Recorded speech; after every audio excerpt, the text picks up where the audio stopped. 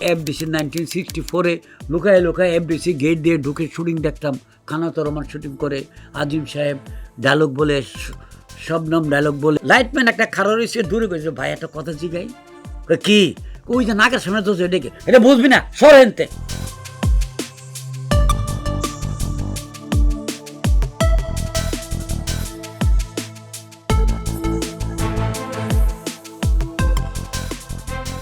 আসসালামু আলাইকুম। আমি চলচ্চিত্র পরিচালক, প্রযোজক, বীর মুক্তিযোদ্ধা দেলোয়ার জাহান ঝন্টু। আমি চলচ্চিত্র নিয়েই থাকি। আপনাদের কাছে কিছু চলচ্চিত্রের কথা বলবো, গল্পের মতো। 4-5 বছরের বয়স আমার। তখন আমার মার সাথে একটা ছবি, আমি কান্নাকাটি করলাম। আব্বা আম্মা ছবি দেখবে, আমি কান্নাকাটি করলাম, আমি যাবো। আমাকে নিয়ে গেল সাথে লেডিসে। আম্মা বসলো, আম্মার সাথে বসলো। আমি হাতে খুব ব্যথা পেয়েছিলাম সেদিন, খুব ব্যথা, কাঁদছিলাম, এই জন্য আমাকে নিয়ে গেছে, আমি যাব। ক্যামেরা লেন্সের দিকে তাকিয়ে যদি কেউ কথা বলে, তাহলে অডিয়েন্সের দিকে তাকিয়ে কথা বলছে মনে হয়। এই যে আমি এখানে ক্যামেরার দিকে তাকিয়ে রইলাম, মনে হয় যে আমাকে আমি দেখছি। লেন্সে তাকানো মানে কি অডিয়েন্সের এখন ডাইরেক্ট দেখা। তো গান হচ্ছে ছবিতে। ছবিটা 1949-এর ছবি, রাজ কাপুরের প্রথম পরিচালিত ছবি, রাজ কাপুর নার্গিস। ছবির নাম বরসাত। তো ওখানে মধ্যে একটা হিট গান আছে, গানগুলি এখনও জানেন, শোনেন। তো ওই গান গাচ্ছে, আমি গান গাচ্ছে, হাওয়া মে উড়তা যায় মোরা লাল দুপাট্টা, আছে না গান? হাওয়া মে উড়তা যায় মোরা লাল দুপাট্টা মলমল। এই গানটা গাচ্ছে ওড়না উড়িয়ে। তো ক্যামেরার দিকে তাকিয়ে তাকে হেসে গান গায়। আমি মনে করেছি এই যে আমি হাতে ব্যথা পেয়েছি, আমার দিকে থেকে হেসে এসে আমাকে আদর করে গান গাচ্ছে, এটা আমি মনে করেছিলাম। ওই তখন থেকে এটা মনে করেছি। আর একটু বড় হয়েছে, এগুলি নিয়ে গবেষণা করতে করতে কীভাবে হয়, সংলাপটা কীভাবে আসে। তারপর আমি বড় হলাম। ওর পরে এফডিসি 1964-এ লুকায় লুকায় এফডিসি গেট দিয়ে ঢুকে শুটিং দেখতাম। খানাত রহমান শুটিং করে, আজিম সাহেব ডায়লগ বলে, শবনম ডায়লগ বলে। তারপরে একটা জিনিস আমার খুব কিউরিওসিটি ছিল, সেটা হচ্ছে ওই ক্যামেরাটা এখানে আছে, ওইখানে আর্টিস্ট, ক্যামেরাম্যান যায়া তখনকার কথা কয় কি, এই মেশিনটা চেহারার সামনে নিয়ে যায় কেন, যায়া এরম করে এই সফট করো, হার্ড করো, সব করো, বুঝতাম না এইটা কি, এটা এরম করে কেন। তো ক্যামেরাটা তো এখানে আছে, ওইটা কোন ক্যামেরা? লাইটম্যান একটা খারাপ এসে দূরে গেছে, ভাই একটা কথা জিগাই। কি? ওই যে নাকের সামনে তো ডেকে, এটা বুঝবি না, সরেনতে। আমার কইল, গেল তো আমার ধমক দিল। ওর নাম মইনুল, লাইটম্যান, লাইটের ইনচার্জ পরে হয়েছে। আমি তো স্বাধীনের পরে আমি ডাইরেক্টর হয়ে ফিল্মে ঢুকলাম। ঢুকে শুটিং করতেছি 2 নম্বর প্রজেক্ট হলে, সবচেয়ে বড় হল, মানে সবচেয়ে বড় মানে সেট বানানোর জন্য। তো ওইখানে লাইট ফাইট হতেছে, একজন পিছিয়ে বলতেছে লাইটম্যান, স্যার লাইট হয়ে গেছে, আর্টিশিয়ানে মনিটর দিয়ে টেক করে হালান। ঘুরে দেখলাম যে ও তুমি এইখানে সামনে আসো। আইসে আমরা চিনো? হ্যাঁ, আপনি জন্টু ভাই। আর চিনো নি? আর কি চিনো? তুমি যদি আমার এখন একটা ধমক দাও, আমি কিন্তু তোমার উপরে মাইন্ড করুন না। কি স্যার, কি কোন আপনি? তুমি ধমক দিয়ে দেখো না, আমি মাইন্ড করি না করে। কেন এটা কইলেন কেন? ওই যে 1964-এ শুটিং দেখতে আসছিলাম, তোমার জিজ্ঞেছিলাম ওই রিডিং মিটারটা এটা কি, আপনি কইছেন বুঝবি না, সরে হেনতে।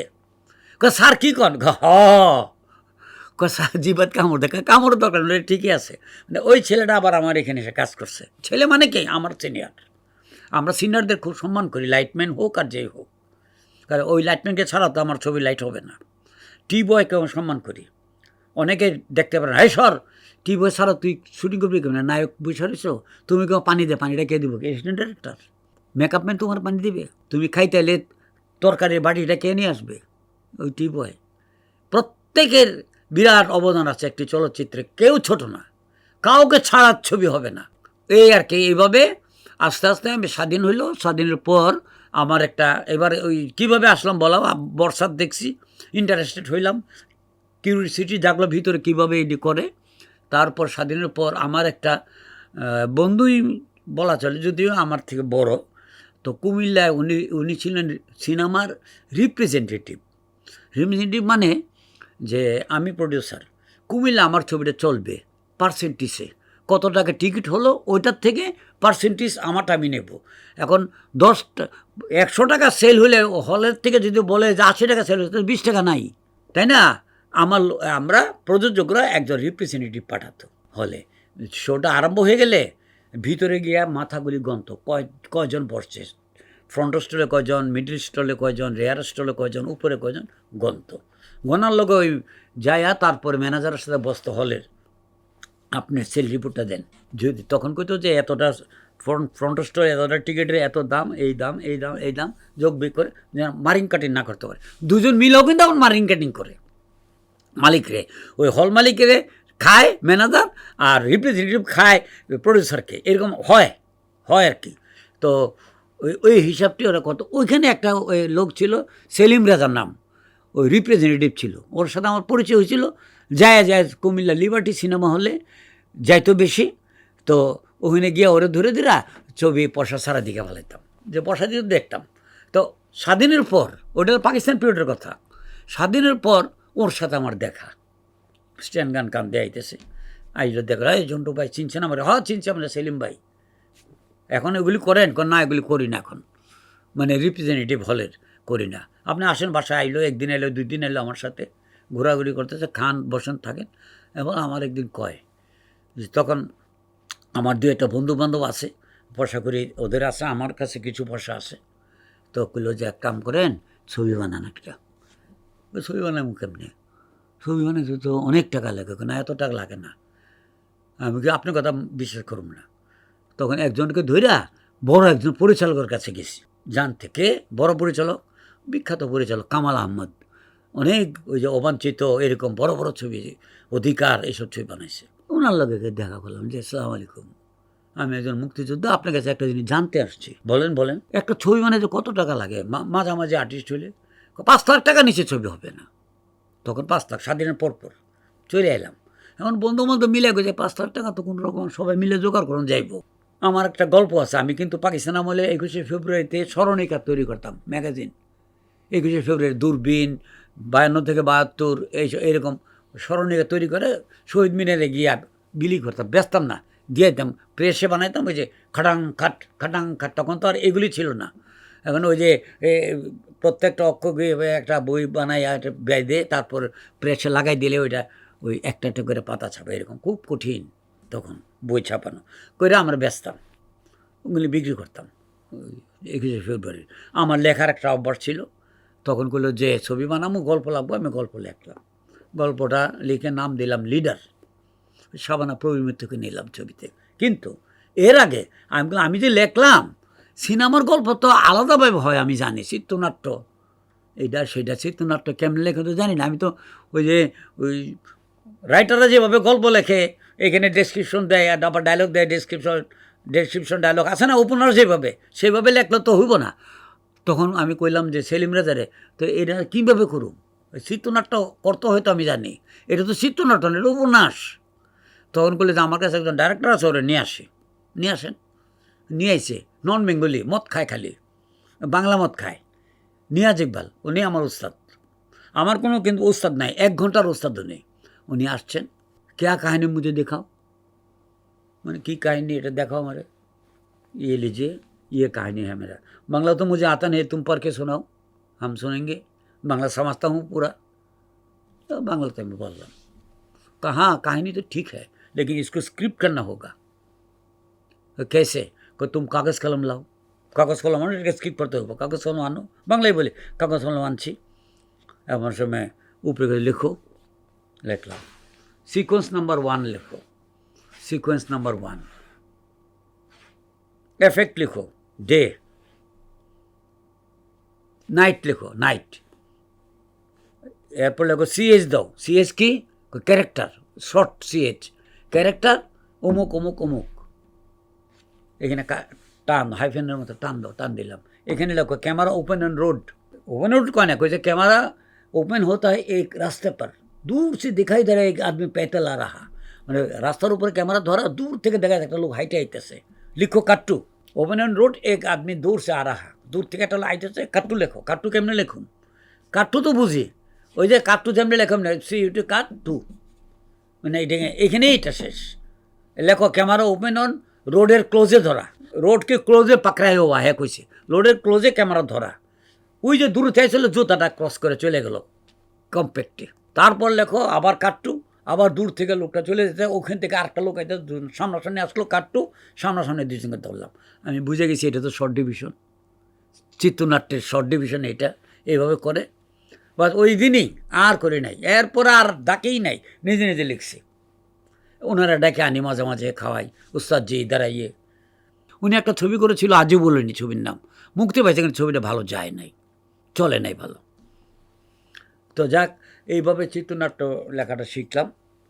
শেখার পর আমি ইন্ডিয়া পাকিস্তানের 1945 সাল থেকে অদ্যাবধি না, তখন মনে করো যে 75 পর্যন্ত, তখন যা আসছে সব ছবি আমি দেখেছি এবং সব ছবির ডায়লগ টু মিউজিক আমার মুখস্থ। যমুনা ফিল্ম কর্পোরেশনের ছবি বিক্রমপুরী সাহেব প্রডিউসার, ওনারা ছবি বানিয়েছিল ডাকু মনসুর, ওয়াসিম সাহেব সুপারহিট, তারপরে বানিয়েছিল বাহাদুর, অলিভিয়া ওয়াসিম সুপারহিট।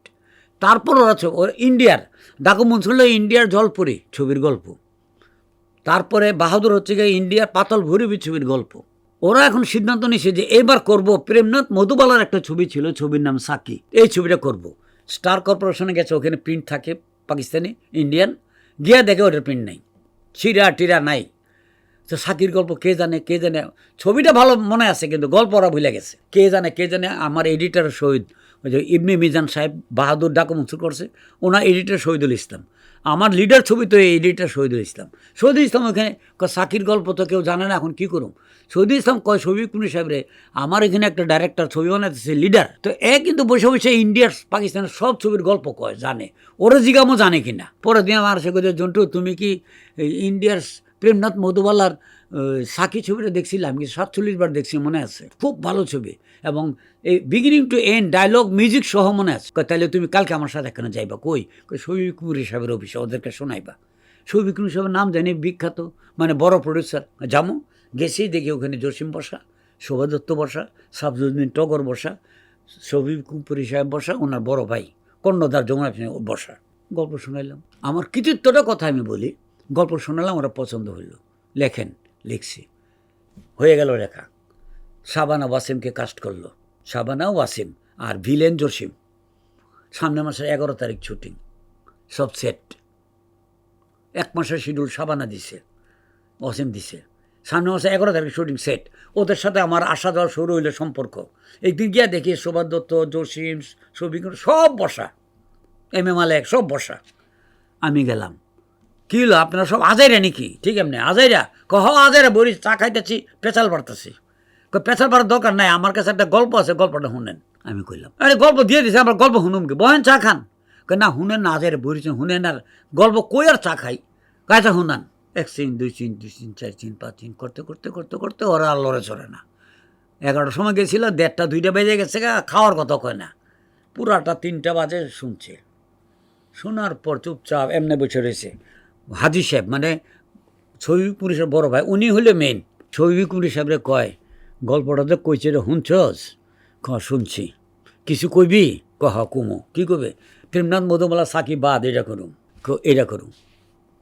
এমন সময় জসিম কয়, আমি আপনার সাথে একমত। শোভা দত্তরে জিজ্ঞেস করে, দাদা কেমন লাগছে? এইটার সামনে সাকি কোনো গল্প নাকি? প্রেমনাথ মধুবালা লয়ে এসে এটা আমার কৃতিত্বটা এইখানে।